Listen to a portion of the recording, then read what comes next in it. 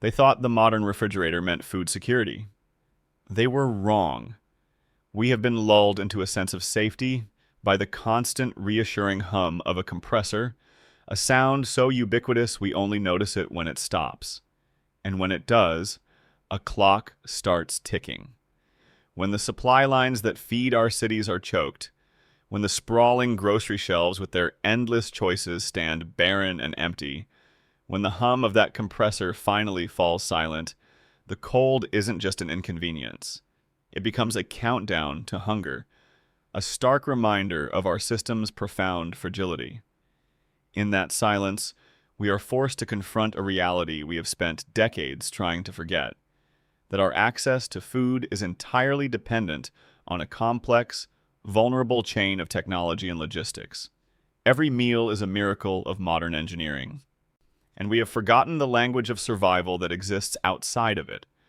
But for the generation that endured the immense pressures and privations of World War II, this terrifying scenario wasn't a hypothetical crisis. It wasn't a shocking disruption to their way of life that sent them into a panic. It was just life. It was the background radiation of their daily existence, fundamental truth they had to navigate with skill, intelligence, and an unbreakable will. Their security wasn't plugged into a wall. It was stored in their minds and enacted with their hands. They understood the deep foundational principles of preservation, not as a quaint hobby or a rustic aesthetic, but as the essential knowledge that separated a family from starvation. This wasn't something they chose, it was something they knew as intimately as they knew the seasons. Number 1. Water bath canning. Our first method is the undeniable workhorse of the wartime kitchen, a process that turned perishable abundance into shelf-stable security: water bath canning. This technique was the go-to protocol for high-acid foods, a category that included the jewels of the Victory Garden. It was perfect for fruits like peaches, pears, and plums, for creating vibrant jellies and jams that would bring a taste of summer to the darkest days of winter, and, most importantly, for preserving the absolute star of the home garden, the tomato. In the fight against spoilage, the natural acidity of these foods was the crucial first line of defense, creating an environment already hostile to many microorganisms. But it was the combination of intense heat and a perfect airtight seal that delivered the knockout blow, rendering the food inside safe and shelf-stable for a year, sometimes even longer. The science behind it was as elegant as it was brutally simple. A glass jar, packed with fruit and sealed, was completely submerged in a cauldron of boiling water. The heat, a steady 212 degrees Fahrenheit, was the great purifier, methodically killing the invisible enemies, mold, yeast, and most forms of harmful bacteria that would otherwise turn the contents into a foul, inedible mess. Then, as the jar was removed from the water and began to cool, a powerful vacuum formed inside, sucking the flat metal lid down with incredible force. This created an airtight seal, a hermetic barrier that no new contaminants could breach. That distinctive pop of a sealing jar wasn't just a satisfying sound. For the person who had labored over the process, it was the sound of success, a tangible victory in the war against decay. Imagine the scene. A hot, steamy kitchen, the air thick and sweet, with the smell of simmering peaches or tomatoes. The process was a meticulous ritual. Jars had to be perfectly sterilized in simmering water, because a single stray contaminant could ruin an entire batch. The fruit was packed tight, every inch of precious space utilized. A light syrup, made with a carefully measured portion of the weekly sugar ration, was poured over the top. Then the lids and rings, themselves scarce materials subject to rationing, were secured with precision. The jars were gently lowered into the roiling pot, a moment of high tension. The greatest immediate risk was thermal shock. A cold jar plunged into boiling water could shatter instantly, a catastrophic failure that wasted the jar, the lid, the ring, and worst of all, the precious food inside. After the prescribed boiling time, The jars were lifted out and set to cool for a full 24 hours. And you waited, listening for that quiet, definitive ping of a sealed lid, a tangible promise of food for the coming winter. Number 2, pressure canning. Next, we move from the workhorse to the powerhouse, a method reserved for foods that presented a much graver danger: pressure canning. While water bath canning was effective for acidic fruits and tomatoes, applying the same method to low-acid foods like green beans, corn, carrots, and meats was not just ineffective, it was a potential death trap. The reason could be summarized in a single terrifying word: botulism. The spores of the bacterium Clostridium botulinum are ubiquitous, found in soil everywhere. In the open air, they are harmless. But inside a sealed, low-acid, oxygen-free jar, they thrive, producing one of the most potent neurotoxins known to humanity. These spores are incredibly heat-resistant. They are odorless, tasteless, and invisible. The simple boiling temperature of 2 and 12 degrees Fahrenheit from a water bath canner couldn't reliably kill them. A single contaminated jar of green beans, looking and smelling perfectly normal, could be fatal to an entire family. To neutralize this silent, invisible threat, you needed more than just boiling water. You needed a pressure canner. This heavy-duty device, often a formidable beast of cast aluminum, was a piece of applied physics for the home kitchen. By trapping the steam generated from boiling water, the canner dramatically increased the atmospheric pressure inside the pot.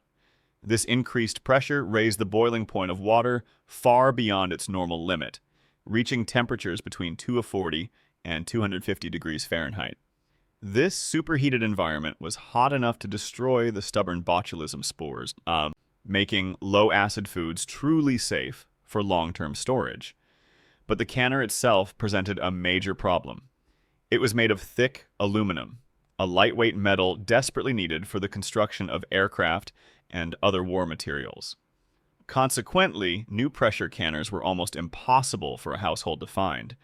This acute scarcity turned community canning centers, often set up in school basements or public halls with their rows of shared equipment, into absolute lifelines for the entire neighborhood. At home, using a pressure canner demanded unwavering focus. The dial gauge was watched like a hawk, its needle creeping up to the target pressure. The petcock hissed violently as it vented air and steam for a precise number of minutes. Then it was closed. The pressure began to climb, too low for too short a time, and the food remained a potential biohazard. Too high, and you risked a dangerous explosion of pressurized steam and shattering glass. For a quart of green beans, it meant holding the pressure at exactly 10 psi for 25 minutes, no more, no less. Then a long, natural cooldown was required. Forcing it would cause the jars to break from the sudden change in pressure. The result of this high-stakes process was a row of perfectly preserved vegetables or meats, a protein-packed resource ready for the leanest months. This wasn't cooking, it was applied science under extreme pressure. Number 3, pickling. Now we turn to a method that wages war on decay, not with intense heat, but with the sharp, transformative power of acid. This is the ancient art of pickling. In an era when sugar was a precious, rationed commodity, and refrigerators were a rare luxury for the wealthy, humble vinegar was a titan of preservation, a cornerstone of the wartime pantry. The fundamental process of pickling involves immersing food in a highly acidic brine, typically made from vinegar. This acidic bath dramatically lowers the pH of the food, creating an environment so hostile that most spoilage bacteria simply cannot survive or reproduce. It was a brilliant strategy for its time. It was cheap, it was remarkably versatile, and it worked effectively on a huge variety of produce from the Victory Garden. It was the standard method for the ubiquitous cucumber, but also for earthy beets, crisp green beans, onions, cabbage, and even surplus eggs. The enduring beauty of pickling was its profound simplicity. Unlike canning, You didn't need a specialized pressure canner, or the anxiety that came with it. The basic procedure was straightforward. A brine of vinegar, water, and salt was boiled, often with a sachet of spices like mustard seed, peppercorns, or dill, then poured hot over the vegetables that had been packed tightly into a clean jar. For very long-term storage, these jars of pickles could be sealed and processed in a simple water bath. But for many households, a securely lidded jar kept in a cool, dark pantry was more than sufficient to last through the winter months. Think of the vibrant, jewel-toned jars of pickled beets. The beets were harvested, boiled until tender, and their earthy skins slipped off with ease. They were then sliced and packed neatly into jars. A fragrant brine of vinegar, a tiny portion of the precious sugar ration to balance the flavor, perhaps some whole cloves or allspice, was ladled over the beets until they were completely submerged. The sealed jars glowed like deep ruby jewels on the pantry shelf. They weren't just a simple side dish to be served alongside a meal. They were a necessary shock of bright color and sharp, tangy flavor on a plate that was often dominated by bland, starchy, and monotonous ration-era food. Pickled eggs were another pantry staple, a clever way to save a surplus from the backyard hens. Hard-boiled eggs were peeled and covered in a hot vinegar brine, preserving them for weeks or months. They provided quick, ready-to-eat protein, a welcome and flavorful escape from the dreary monotony of powdered eggs. Pickling wasn't just a recipe. It was a testament to resourcefulness in a jar, a way to add flavor, nutrition, and morale to the wartime table. Number 4. Drying dehydrating. Long before the invention of modern electric dehydrators, there was the sun, and the stove, and the simple, profound understanding that water is the engine of decay. Drying, or dehydrating, is one of humanity's oldest and most ingenious tricks for preserving the harvest. The principle is elemental. Remove the water from food and you remove the threat. The microscopic organisms that cause spoilage, bacteria, yeast, and mold, all need a water-rich environment to grow and multiply. Without it, they are rendered inert. This ancient technique produces food that is not only long-lasting, but also incredibly lightweight and compact, making it a perfect wartime strategy where storage space was at a premium and every square inch of the pantry counted. On hot, dry, and sunny days, the process was simple. Sliced fruits and vegetables were laid out in single layers on screens or racks, often placed on a roof or in a yard and covered with a thin layer of cheesecloth to protect the precious food from insects and dust. But in regions with less reliable sunshine, like the often damp climate of Britain, the process moved indoors, harnessing the ambient heat of the home. Cleverly designed racks were hung high over the wood or coal-burning stove, using the rising warmth to slowly and gently dry out long strings of green beans, known as leather breeches, or thin slices of apple. Some resourceful individuals even built their own small dehydrating cabinets, essentially a wooden box fitted with shelves, with a low, slow heat source like a small lamp, or a heated brick placed at the bottom to create a steady, rising current of warm air. The process itself, regardless of the heat source, was meticulous and demanded patience. Carrots, for example, were washed, peeled, and then subjected to a critical step known as blanching, a quick plunge into boiling water, followed by a cold shock. This was not for cleaning. It was a scientific step to deactivate the enzymes within the vegetable that would otherwise cause it to lose color, flavor, and nutrients over time. After blanching, the carrots were sliced into uniformly thin rounds or strips. They were then carefully spread in a single uncrowded layer on a tray. Overlapping pieces would trap moisture and lead to spoilage. If using a kitchen oven, the door was propped open slightly to allow the water vapor to escape. The temperature was kept brutally low and consistent, a gentle warmth rather than a cooking heat. The goal was to achieve a brittle, glass-like texture, not something that was browned or burnt.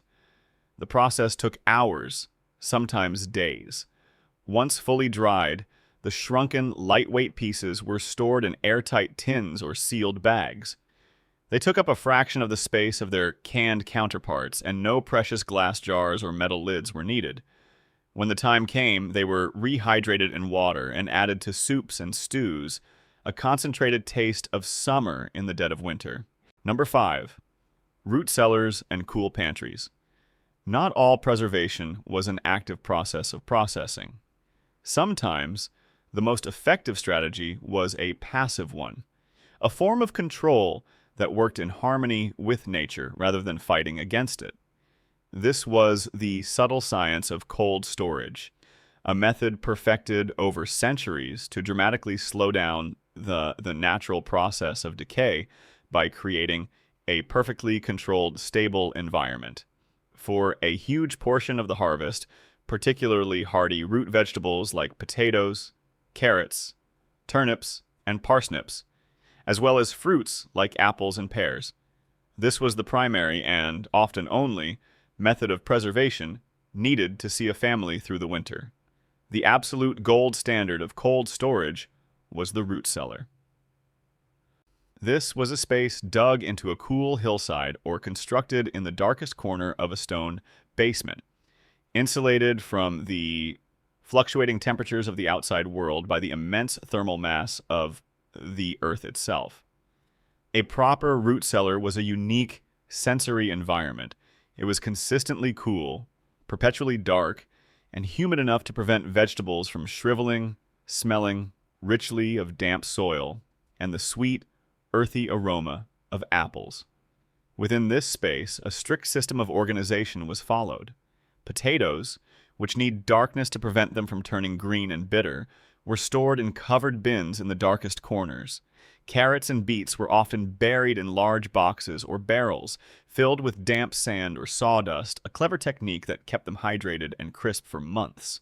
Apples were stored carefully on slatted shelves, arranged so that no two fruits were touching. This was critical, as a single ripening or rotting apple releases ethylene gas, which would trigger a chain reaction of decay throughout the entire supply. Onions and garlic, which required a cool but dry environment to prevent mold, were braided into long chains and hung from the rafters, where air circulation was best. For those who didn't have access to a basement or a hillside, a brilliantly simple clamp could be built right in the garden. This involved digging a shallow pit, which was then lined with a thick, insulating layer of straw. A large pile of potatoes, turnips, or other root crops was carefully stacked in the center. More straw was piled on top and around the sides, and then the entire mound was covered with a thick layer of earth. A small bundle of straw was often left sticking out of the very top to act as a vent, allowing excess moisture and heat to escape. This structure was, in effect, a natural underground refrigerator built entirely from dirt and straw. This wasn't advanced technology. It was a deep, practical understanding of the Earth's insulating properties. And it worked perfectly. Number 6. Fat curing.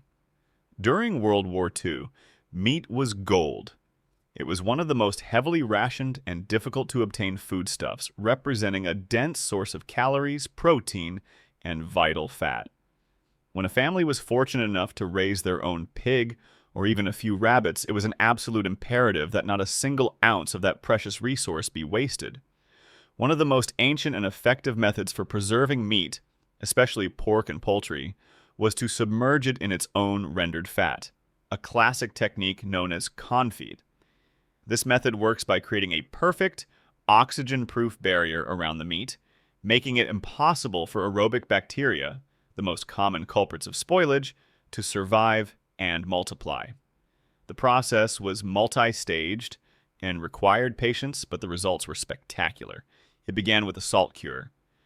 Cuts of meat, like a pork shoulder or a rabbit leg, were rubbed generously with salt, sometimes mixed with herbs like thyme or bay leaves. The meat was then left to cure for a day or two. Through the process of osmosis, the salt drew out a significant amount of moisture from the muscle tissue, which is the first crucial step in preservation. After curing, the salt was rinsed off, and the meat was patted thoroughly dry. The next stage was the slow poaching. The meat was placed in a pot and completely submerged in gently melted fat, traditionally lard for pork, duck or goose fat for poultry, or tallow for beef. The fat was kept at a very low temperature, never reaching a boil, and the meat was cooked slowly for several hours until it was incredibly tender and completely sterile.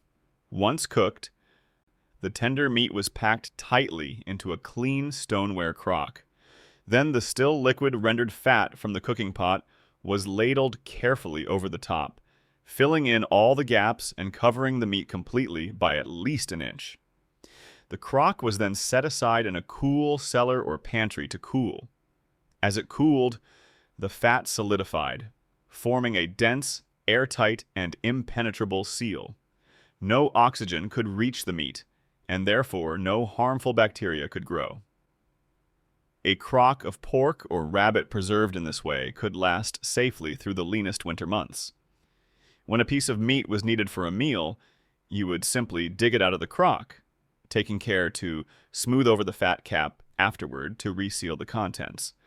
The resulting meat was not just preserved, it was unbelievably tender and richly flavorful, and this method was not only effective but also a masterpiece of efficiency. The fat itself, now a sumptuously rich cooking medium infused with the flavor of the meat, was used to fry potatoes or vegetables. Nothing was wasted. It was a perfect closed loop of preservation. Number 7. No 7. Egg preservation. Today, we think of eggs as a constant, a basic commodity available in endless supply at any time of year. But in the 1940s, eggs were profoundly seasonal. Hens naturally lay most of their eggs during the long, light-filled days of spring and summer. As autumn arrives and daylight wanes, their production plummets, often stopping altogether during the coldest winter months. Therefore, preserving the spring and summer surplus was not a matter of convenience. It was an essential task to ensure there would be eggs for cooking and baking later in the year. The simplest, most common short-term method was larding. Fresh, clean, and, crucially, unwashed eggs were individually rubbed with a thin, even layer of lard or another solid fat. This coating of fat sealed the thousands of microscopic pores in the eggshell, dramatically slowing down moisture loss from within and preventing air and bacteria from getting in. This simple technique could extend the life of an egg by several weeks, sometimes even a couple of months, if kept in a cool place. However, for true long-term storage that could last all the way until the following spring, they turned to a strange but highly effective substance known as water glass. Water glass is the common name for a solution of sodium silicate. This syrupy, viscous liquid was mixed with boiled and cooled water in a large stoneware crock, creating a unique preservation medium. Fresh, clean, unwashed eggs, washing removes the natural protective bloom on the shell, were carefully placed one by one into the crock, ensuring they were completely submerged in the slick solution. The water glass worked by forming a microscopic, invisible film of silica on the surface of the eggshell. It was, in essence, a liquid glass barrier. This barrier was impermeable, completely stopping bacteria from entering the shell and preventing any moisture from escaping. Eggs preserved in this alien-looking solution remained usable for an incredible length of time, often up to 9 months. When an egg was needed, you would simply fish one out of the slimy, gelatinous solution, rinse it thoroughly under cold water, and use it as you normally would. There was, however, one critical and rather explosive caveat. You had to remember to prick the large end of the shell with a pin before boiling it. If you didn't, the perfectly sealed egg, with no way for the internal pressure to escape, would often explode in the boiling water. It was a strange alchemical process, but it worked. It meant eggs for winter baking, a small but significant luxury that felt like a miracle. Number 8. Salting and curing. We now arrive at the oldest, most fundamental method of all, a technique that predates written history and forms the very bedrock of food preservation: salting. The power of salt is the power of a desiccant. Through the relentless physical process of osmosis, salt aggressively pulls moisture out of the cells of food. Without an adequate supply of water, the bacteria, molds, and yeasts that cause decay cannot survive. It is as simple and as profound as that. This was the foundational method for preserving large cuts of meat, particularly pork and fatty fish like mackerel and herring. It was a process that was not just effective, but utterly transformative, turning a perishable piece of fresh meat into a dense, stable, and flavorful source of long-lasting protein. Two primary techniques were used. The first was dry salting. For making bacon, a pork belly would be rubbed with a thick, abrasive layer of salt, sometimes mixed with a small amount of rationed sugar for flavor and nitrates, saltpeter, for color and added safety. The slab was then placed in a crock or wooden box in a cool place. It was turned regularly over a period of days or weeks as the salt relentlessly pulled water out of the meat, forming a concentrated brine at the bottom of the container. The second method was brine curing, which involved creating a supersaturated solution of salt and water. The test for the correct salinity was a piece of simple folk science. You kept adding and dissolving salt into the water until a raw potato or an egg would float on the surface. If it floated, the brine was ready. Cuts of meat, like a ham or pork shoulder, were fully submerged in this brine, weighted down with a heavy plate to keep them from floating, and left to soak for an extended period. But curing was often just the first step. After the meat was sufficiently salted, it was frequently hung to be smoked. The cool, gentle smoke from a smoldering hardwood fire served a dual purpose. First, it continued the drying process, further dehydrating the surface of the meat. Second, and more importantly, the smoke itself deposited a complex layer of natural antimicrobial and antioxidant compounds onto the meat. This smoky layer acted as an additional protective barrier and, of course, infused the meat with a deep, complex, and highly desirable flavor. A home-cured side of bacon or a smoked ham wasn't just food, it was security, hanging from a rafter in the cellar. A dense and stable source of precious calories and protein that could last all winter. No refrigeration was required. Number 9. Jamming and preserving, with limited sugar. A pantry shelf lined with jars of sweet, glistening jam seems like an impossible, decadent luxury when you consider that the weekly sugar ration for one adult was often just 8 ounces, or 225 grams. Yet, preserving the summer's bounty of fruit was considered a national priority, not only for the vital nutrition it provided in the winter, but also for the significant boost it gave to morale. A sweet treat could make the hardships of rationing feel just a little more bearable. Faced with this stark contradiction, the need to preserve fruit without the primary preservative, the home front did what it always did. It found a way. This was a multi-pronged attack on the problem, driven by government support and household ingenuity. First, recognizing the importance of preserving the harvest, the government would often announce a special jam season sugar bonus. This might be an extra pound or two of sugar allocated specifically for the purpose of making jams and preserves, and its announcement would trigger a flurry of activity in kitchens across the nation. Women's institutes and other community groups set up preservation centers to make huge, efficient batches, pooling resources and knowledge. Second, home cooks became masters of stretching their meager ration. The key to this was pectin, the naturally occurring substance in fruit that causes jam to gel, or set. By dramatically increasing the amount of pectin in a recipe, they discovered they could achieve a good, firm set with far less sugar than traditionally required. This extra pectin was often homemade, ingeniously extracted by boiling down apple cores and peels, which are naturally rich in the substance. Recipes were meticulously rewritten and shared. Honey or dark, flavorful molasses were used as partial substitutes if they could be found. In a particularly clever move, sweet vegetables like grated carrots or even parsnips were sometimes used as a base to bulk out the precious fruit, stretching it further and reducing the amount of sugar needed for sweetness. The process itself was a boiling, frantic, and aromatic ritual.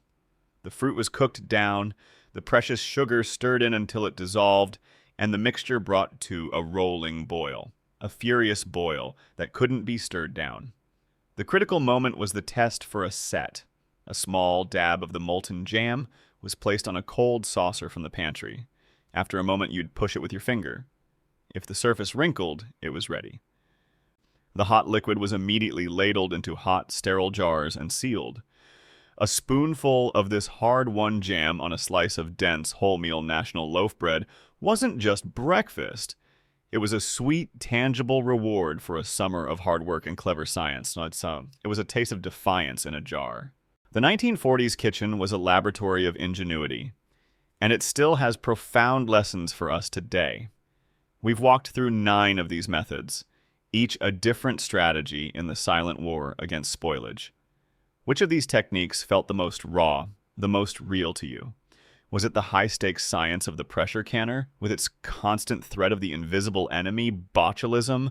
Was it the strange, almost alchemical process of preserving eggs in water glass, turning a fragile food into something that could last for months?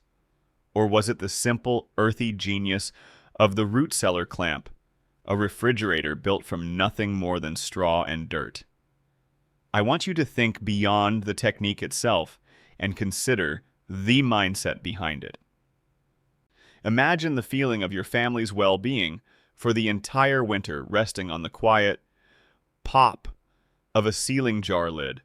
Imagine the satisfaction of hanging a cured bacon slab from a rafter, knowing it represented weeks of protein and security. This was a heavy responsibility, a weight we can barely comprehend in our age of convenience. Many of these skills were passed down through families, from a mother to a daughter, a father to a son. Do you have any family stories of food preservation from this era or from your own cultural heritage? Are there other forgotten methods that you know of? Please share them in the comments below. Let's use this space to rebuild this library of lost knowledge together. Thinking about these skills forces us to ask a deeper question. What does security really mean? Is it the hum of a machine? Or is it the knowledge in your hands? The lessons of the past are not there to be admired. They are there to be learned and, when necessary, to be used. Let me know your thoughts. Thanks for watching.